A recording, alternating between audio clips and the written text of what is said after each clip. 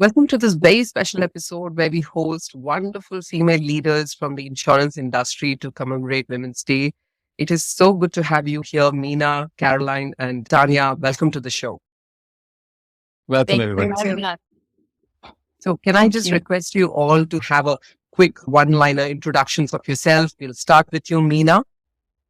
Sure. My name is Mina Sahib. I'm the insurance business director here at XA Group. We are both Insurtech and hardware services and solutions for motor insurers in the region. For those in the insurance industry, they've known me for a while. I've been here working at various insurers for the last 10 years, but I started my career back in Canada, actually working for State Farm. I'm also the founder of the Women's Insurance Network. So this is a topic very close to my heart.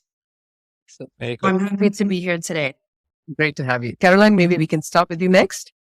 Good morning. I'm Caroline. I work at Trinity Golf, a golf insurance group, previously AXA. Company was acquired around 2 years ago, but continues as before. I'm in charge of marketing and since 4 months also in charge of human resources. So very happy to be invited on this occasion and take this opportunity.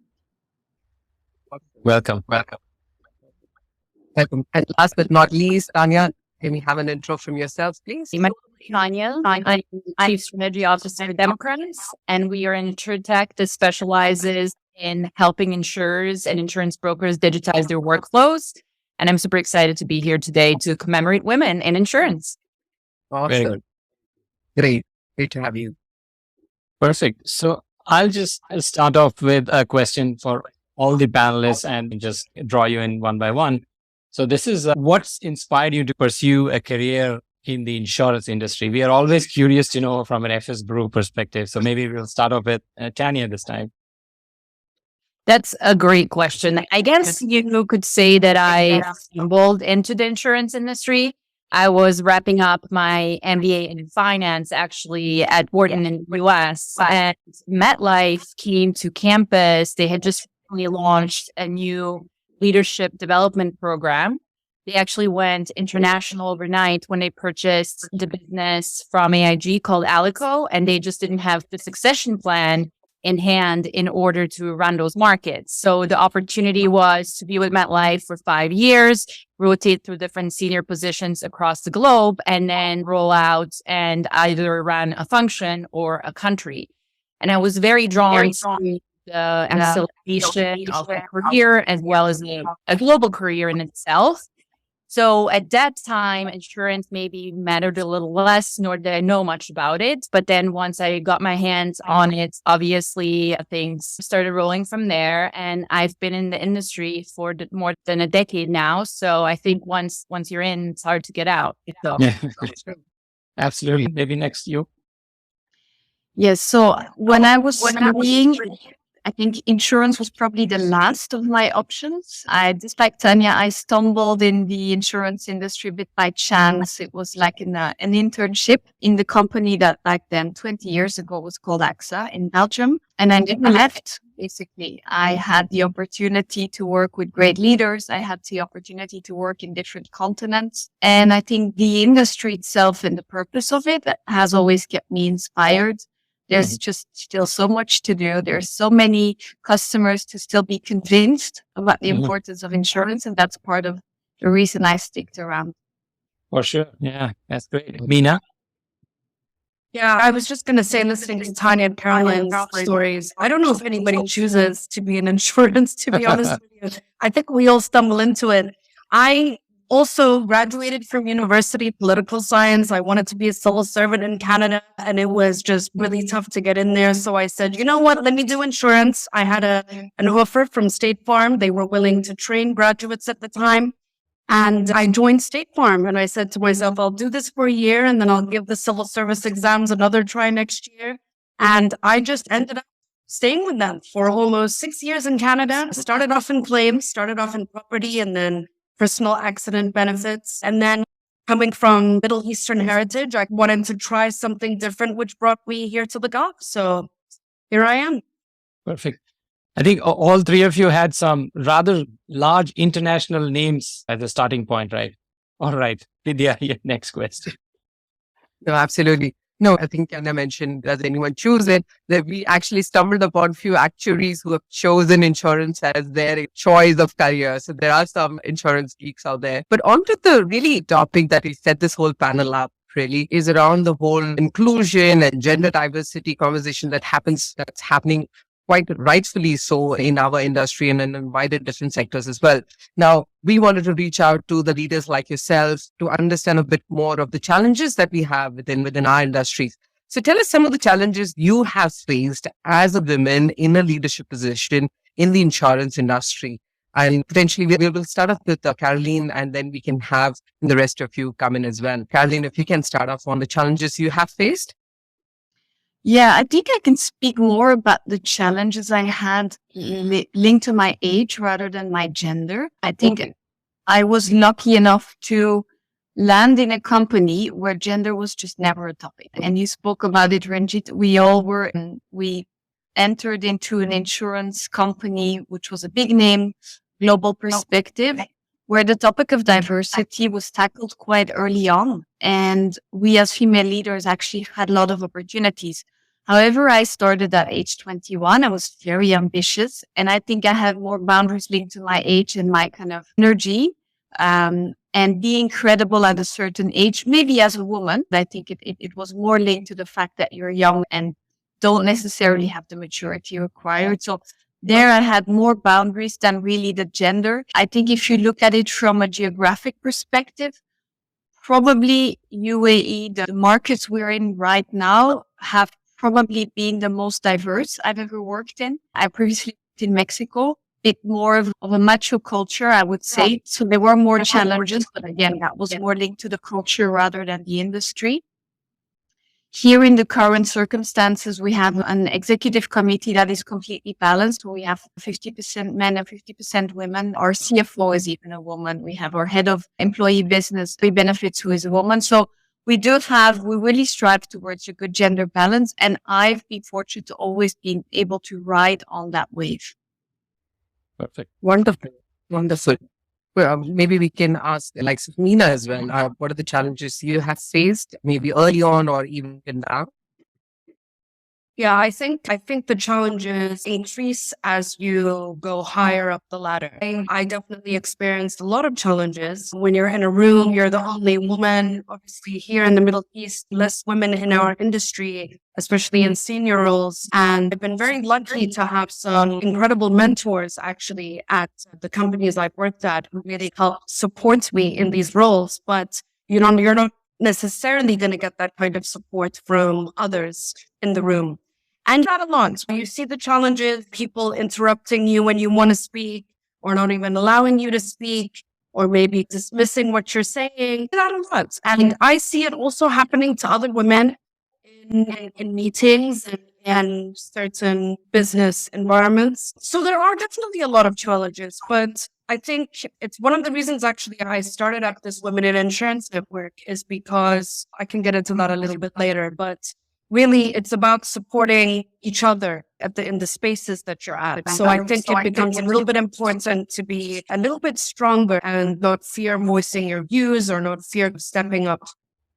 No, absolutely. And I think perceptively as well, as a woman, this industry is always seen as a boys' club, right? So it's always seen, okay, the men's club, the big boys have to make the decision and so on and so forth. Subtly, in a very biased manner, it's always portrayed as that. And it's very tough to always have to make your mark, which means you have to work 2 times, 3 times, 4 times more than your counterpart.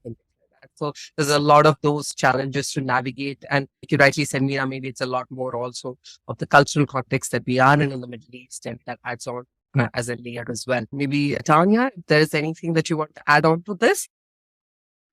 I would definitely second everything that has already been said. There's definitely an issue in terms of just appreciating the diversity of thought that might come from a female perspective. Yeah. It's still maybe seen as opposing or different rather than enriching in a certain way.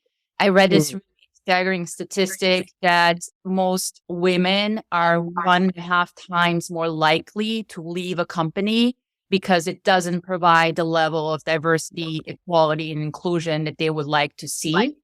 So the numbers out there speak to this being a continuing issue, and that's obviously very disheartening to see. True. Absolutely.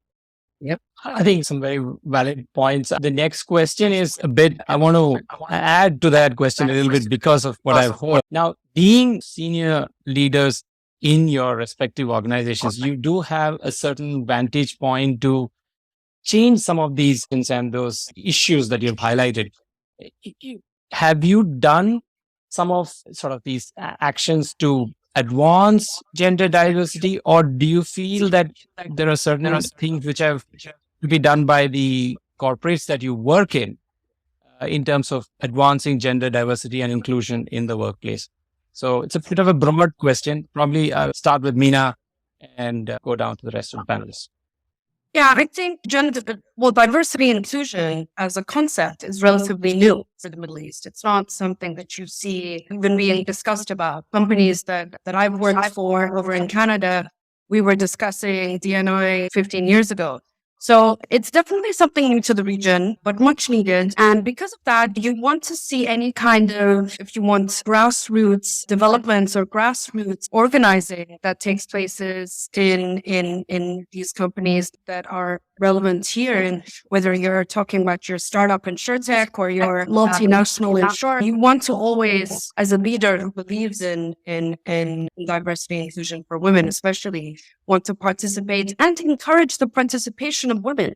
Because I was working at an insurer and we did a women in leadership course. It was a LinkedIn course, actually. And the women that joined was staggering. We had a wonderful group of women employees of the company.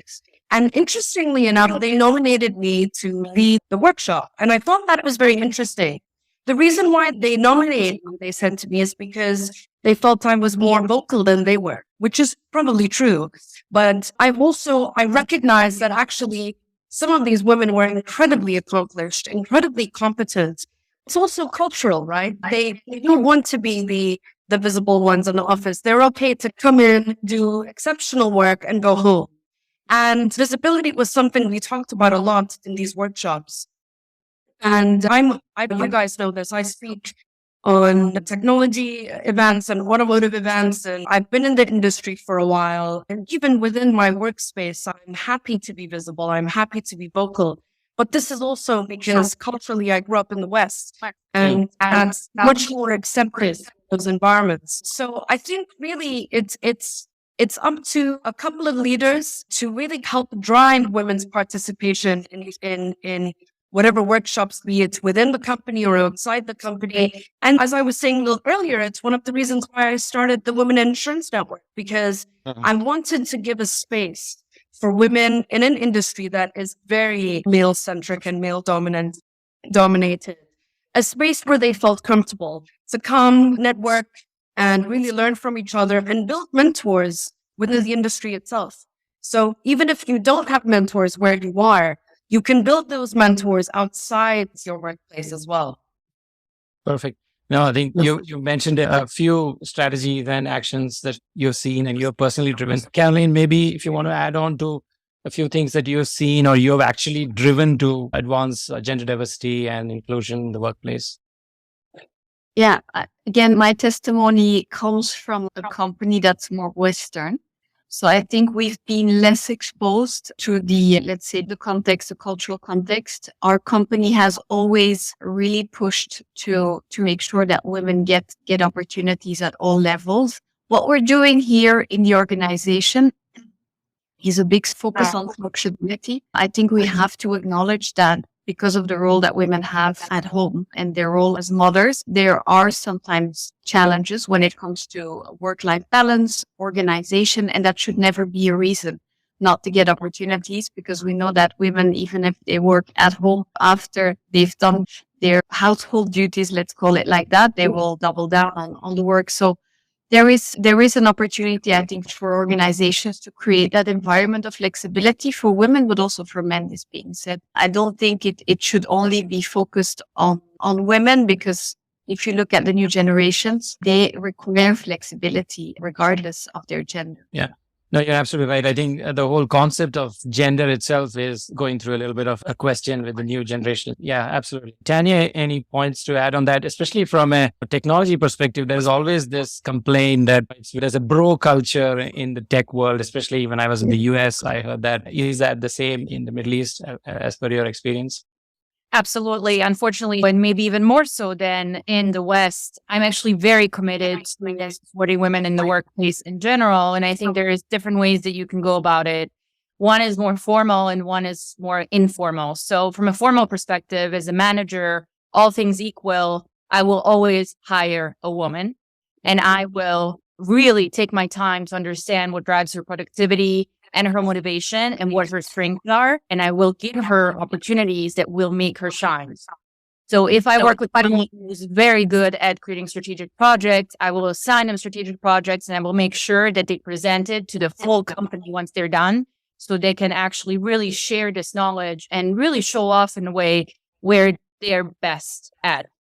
Informally, what I like to do is have conversations akin to this one with my female peers. Just ask them, how are you feeling as a woman? What is troubling you? How are the kids? Are there concerns that you might have that are specific to you being a woman in the workplace? Let's discuss it. Let's support each other. And let's just have that conversation open in a safe space with each other to really support one another. Perfect. Wonderful. On to our next question. We'll all agree that it takes some multiple systems to make sure it is an equitable system. It is the wider organization, the cultural context, but also the self, the women herself. So what advice would you give to the other women aspiring to leadership roles in the insurance industry? Maybe we can start off with Carolyn and we can go on to the rest. Yeah, I think the most important thing is to get rid of your own boundaries. I think that's the typical hurdle that we have to overcome, which is our own biases and our own lack of self-confidence. And I think once you realize that, once you compare yourself with your male peers and that you're equal, you have to believe in yourself, take the risk and go for it. I second what I think Mina said about finding a good sponsor or a good mentor or a good promoter. I think that's critical. You do need to have people that believe in you, whether it's men or women, that could pull you up and give you that extra nudge when things are a bit tough. And maybe Tanya, you want to add on to this?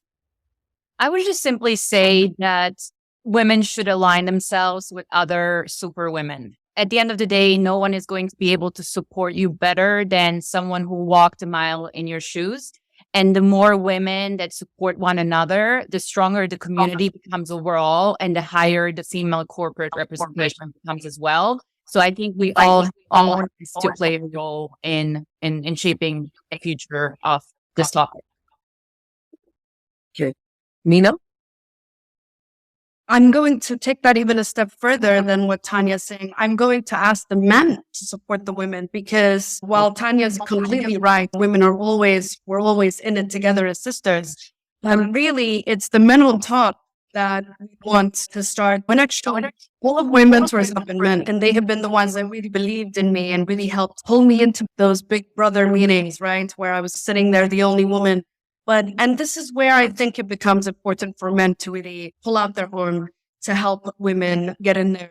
In addition to that, I also think it's important for women to continue to upskill. Vidya, you were saying that sometimes we have to work a little harder, but sometimes I feel like women are working harder at the wrong things. We're always volunteering to do the administrative work or we'll organize the Christmas lunch or the Ramadan iftar, which is great.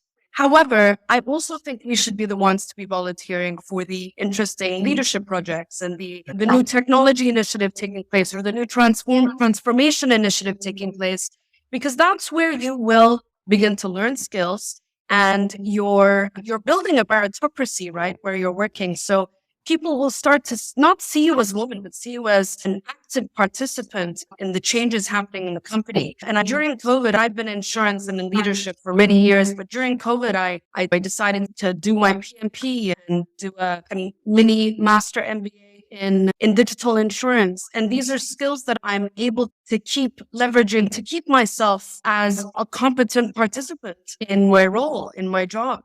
So I think definitely you need to combine both. Yeah. No, definitely. No, that sounds very practical thing to do. I think a lot of the times women have to come out of their shell. We immediately become our biggest devils and the biggest villains, and you don't really need anybody outside as much. So yeah, absolutely. So I'm going to take a little bit of a step back ecosystem view now, and all of you are in senior roles at some firm or the other. Now, the excuse that we often hear from organizations, some of them, is that I'm not able to induct more women at the, let's say, junior level. Therefore, I don't have women at the senior level. Or the other is, at mid-management level, women drop out of the workforce for family reasons, and therefore I don't have too many women at the management level. Some of it is well-founded, some of it is not really. But what do we think all of us can do to ensure this glass ceiling, that oft-quoted term, is broken and we can have more women at the management level? So probably I'll start with Caroline and then go around to the rest. And this is not an easy question. I'm not convinced I'm the right person to answer the question because, again, I've not personally experienced a glass ceiling. So I find it probably linked to the company I worked in. We've worked for at least a decade so hard on convincing the organization that there was a place for women. There shouldn't be any bias. Yes, insurance is a bit more male skewed because of also the number of students. But then if students in financial, for example, in financial studies and so on, if you look at the end result today, we have, as I said, half of our executive committee are women, half are men. That's due to the efforts, many years of getting the message across. On the other hand, I also think we have to be a bit careful because then there comes this kind of adverse effect where men feel threatened by women. And this is where we reach the boundaries of where it becomes unhealthy to push too much, right? So what I personally apply in, for example, the way we hire, the way we choose candidates, and the way we promote is the best person for the job. And of course, if we can give an opportunity to women, we will do, but we have to run a business. So at the end of the day, we have to make sure that we get the right and the organization to drive forward. It entails diversity and it entails diversity of opinions, but it has to stay, the balance has to stay healthy. Perfect. Tanja or Mina, anybody wants to jump in? Actually, I'll touch on something Tanja said a little bit earlier, which was that you want to drive the participation of women, bring them in. Tanja was talking about showcasing her female employees' work once they're done to other employees in the business. And that's really the best way to showcase your employees' works. Let them be more visible. Let the women, and I want to also, I have to recognize that I'm a privileged female in the Middle East because I'm British. And this is important to register that because there is a difference between being women and women of other nationalities here. It's important to talk about that because I always make it a focus to really highlight the work of women from other nationalities because they don't get the same privileges I do. I'm Western educated. I have Western experience. I have different privileges than they do. So it's really important to be a little bit insistent. And I always tell the women that have reported to me in the past, apply for that job in the other departments. I'll put in a good word for you. You have to just keep at it. And there's a lot of work you have to do to market or present yourself in a way that really highlights your skills and your transferable skills, because women are really quite unique we're multitaskers. We really are brilliant at multitasking. And this is why often women get caught up with the administrative work in any department they're in because they're good at it. But quite frankly, that should not be where we're cornered. So really, it's just about pulling people up and highlighting their work. Yeah, be consistent, be insistent and consistent at it. It's not consistent. Go after it. Don't be shy. And it does rub people the wrong way. Caroline mentioned that. But I think it rubs people. I think it's important to rub people in the wrong way sometimes. I think you have to, in order to break those glass ceilings, you've got to. I've been in meetings before where people look at me like, is this, young women telling us what to do. We've been doing this for 40 years. But actually, what's interesting is they do take from what you say, and you don't have to be liked 100% all the time. But if you showcase what your work, what your deliverables are, it will make an impact. Yeah, Absolutely. Absolutely. And it's important. So, of course, it is the self that has to put yourself out there. But also as an organization, I think it's important we have an environment that helps women thrive. Otherwise, you are constantly trying to knock that glass and you're going to only bruise yourself consistently because, the system is not enriching you to further. So I think Caroline mentioned as well, a lot of the things that are specific and unique to women, whether it's flexibility of work and the ability to go out there and put yourself out there, the skills that's required. So I think there has to be a lot more tailor-made facilities from an organization perspective to nurture this streak. Isn't it? Yeah. So maybe we can jump on to the next question, Run. Yeah. Or to the leadership style. So going on to the broader style, so all of you are in a women in leadership position. We want to dig a little deeper about how you've gone about on different facets and how did you make it to where you are. Now, in terms of the insurance industry itself, how do you see this industry evolving in the next 5 to 10 years? And how are you personally preparing for those changes? Maybe we can start off with Caroline.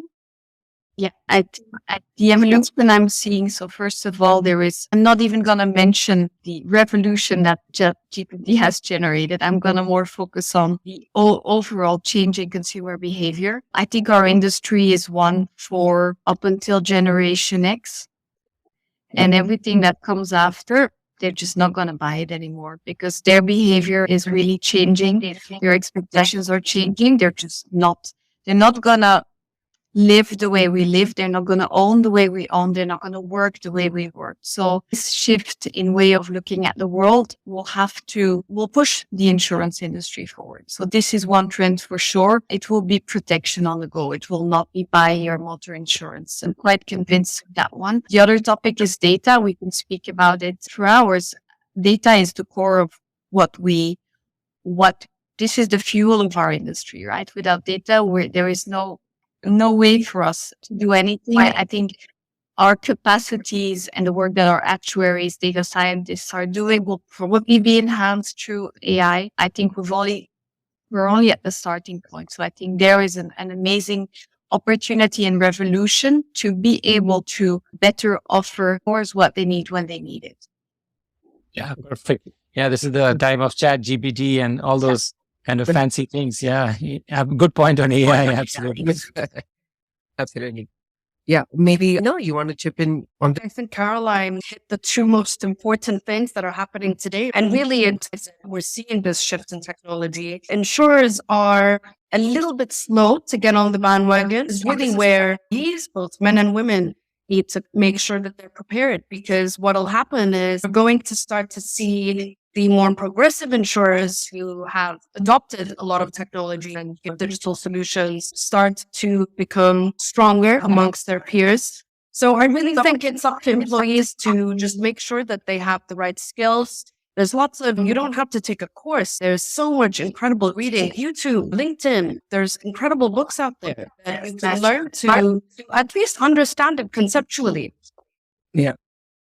Absolutely. It's the biggest university out there, free almost, right? YouTube. So Tanja, let's start off with you on this question. Some of the lessons that you've learned in your career in the industry and insurance or otherwise, and how have they shaped your leadership style?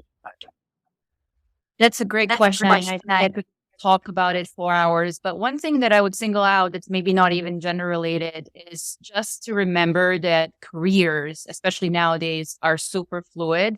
You never know where people might end up eventually. Someone that works for you could be the CEO of a company that you're interviewing for next.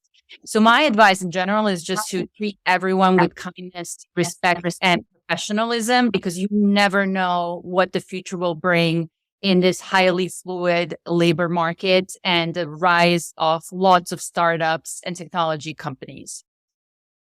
Yeah, perfect. Maybe Caroline, want to add some things on the leadership style and some of the lessons you've learned from the few years? Yeah, I think there's one key point which I will always stay true to, which is be authentic. And I think it's double important for women because as you grow, you tend to think that maybe you need to toughen up a bit and act a bit different. And this is something that I've always refused.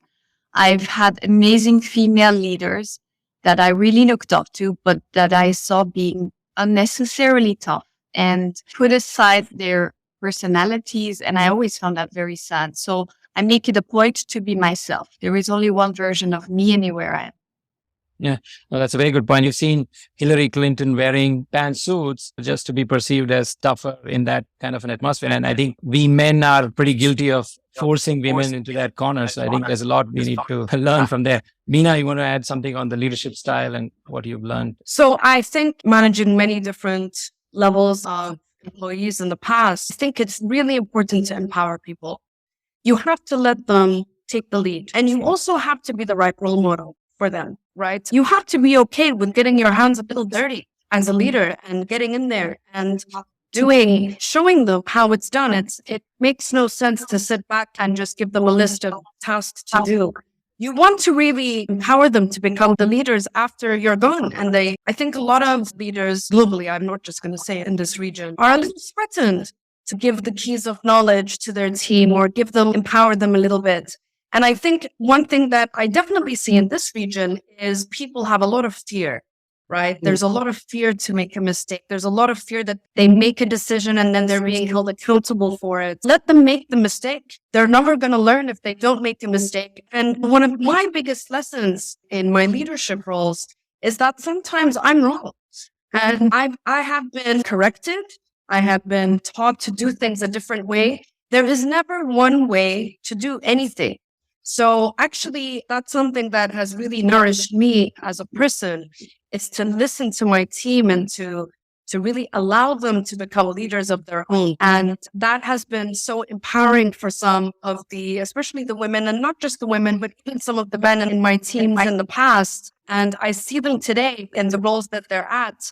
And I think it helps them build confidence, right? You want to build a confident team that will make decisions when you're not around, that you want them to do that. So I think that's really critical as well. Yeah, some very good points there. Yeah, absolutely. Yeah. So I think we've come pretty much to the very last question of this episode. To summarize, what are the most exciting developments that you are looking forward to from insurance industry? And how are they important for the future of the industry? It'd be great to know your closing thoughts. We will start with potentially Tanja. Absolutely. And some of them have already been mentioned. So there's 4 trends that I am particularly interested in, invested in myself, in my role. Obviously, the first one is digitalization and technology. We all know that this is happening. But yes, the industry has been slow to really drive that tech adoption curve. Although I read this interesting stat that 67% of insurers in the UAE want to partner with Insurtechs. So that gives me a lot of hope that there is a huge shift in the mindset now. The second thing is obviously data. This is what I am most passionate about. And again, we're not doing that great of a job actually leveraging it yet. There's a lot of groundwork that needs to be done before we fully can. But again, about $4 billion were invested in this space in 2021 by insurers. So if nothing else, the enthusiasm is there according to the numbers. Mm-hmm. The third piece is just the ecosystem. I think the insurance industry is learning from other industries that you have to partner with the wider ecosystem and a lot of different players that are not even just insurance specific in order to really give that 360 value to the customer. And also in reality, you can't really do and build everything yourselves in-house. You're going to have to partner in certain areas. In insurance, it can be as simple as partnering with IoT device providers in order to really understand your underwritten subjects a bit better, get the data, be able to reward them for healthy behaviors, and so on. And then the fourth thing that I feel like the jury is still out on is future designs of insurance products and underwritten subjects. There's obviously a lot of buzz happening in terms of the technology industry outside of insurance as well, which with itself will bring in new subjects that we will have to underwrite and insure.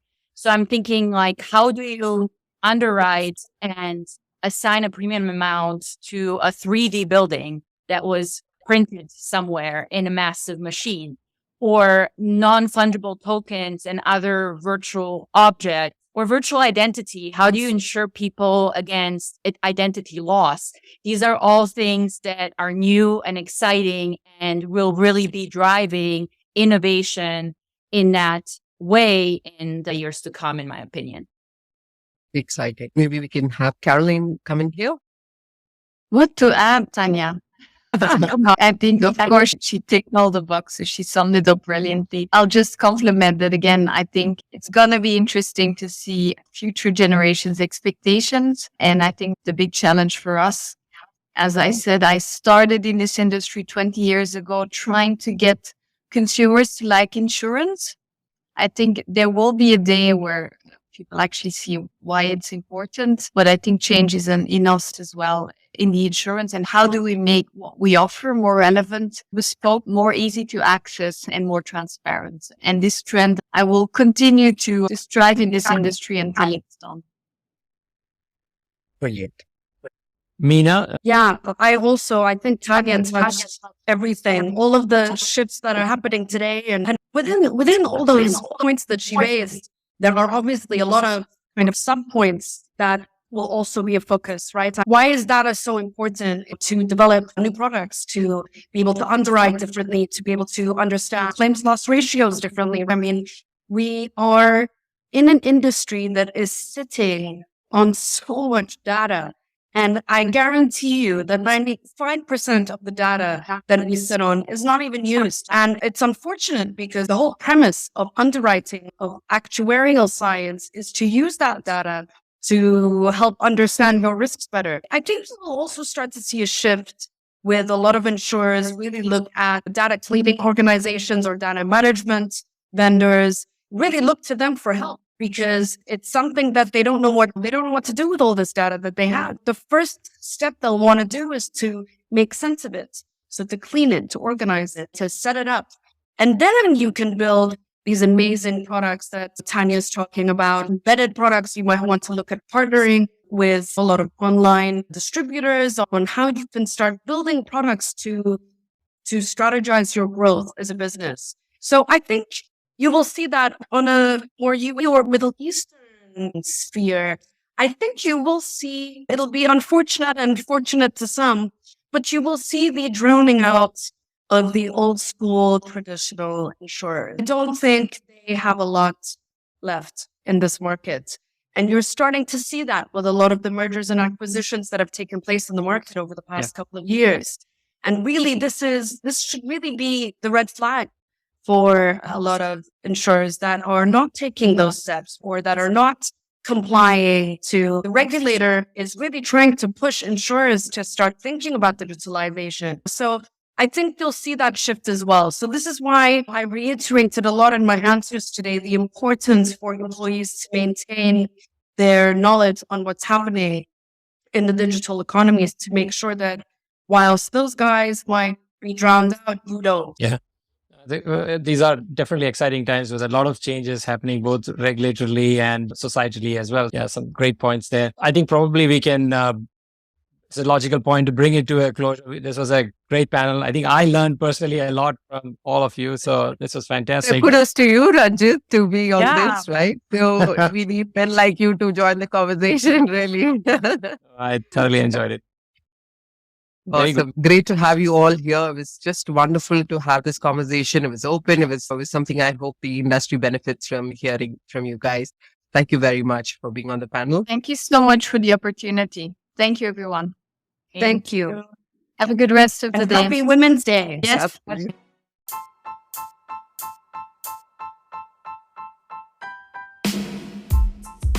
Hello, this is Ranjit Philip. Thank you for listening to FS Brew. If you enjoyed this episode, I'll be grateful if you can subscribe to the podcast and leave us a review. This will help us to reach more awesome listeners like you. Thank you.